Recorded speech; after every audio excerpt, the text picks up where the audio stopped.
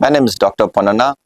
I'm a consultant orthopedic surgeon specialized in arthroscopic surgeries and joint replacement surgery, practicing in SPARSH Hospital, Yeshwanthpur. Watch this video till the end to know all about ACL injuries.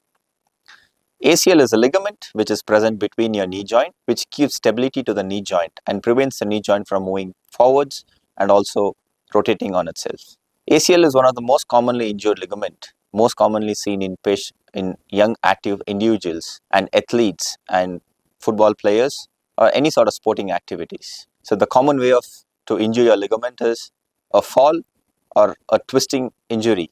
When you fall on your knee can give rise to an ACL injury. How do you diagnose an ACL injury?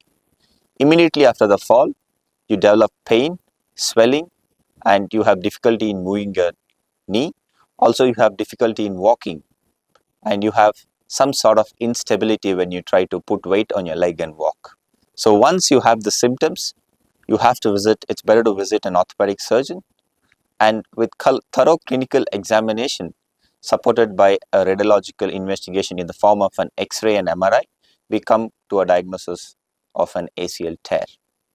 What are the treatment options of an ACL injury? Depending upon the severity of the injury, the treatment varies from conservative management to surgery.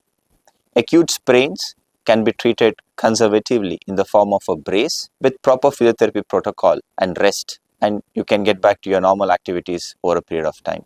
If there is a complete tear of the ligament, then you will require an arthroscopic ACL reconstruction followed by proper physiotherapy protocol, and one should be back to his normal sporting activities between 6 to 9 months. Thank you.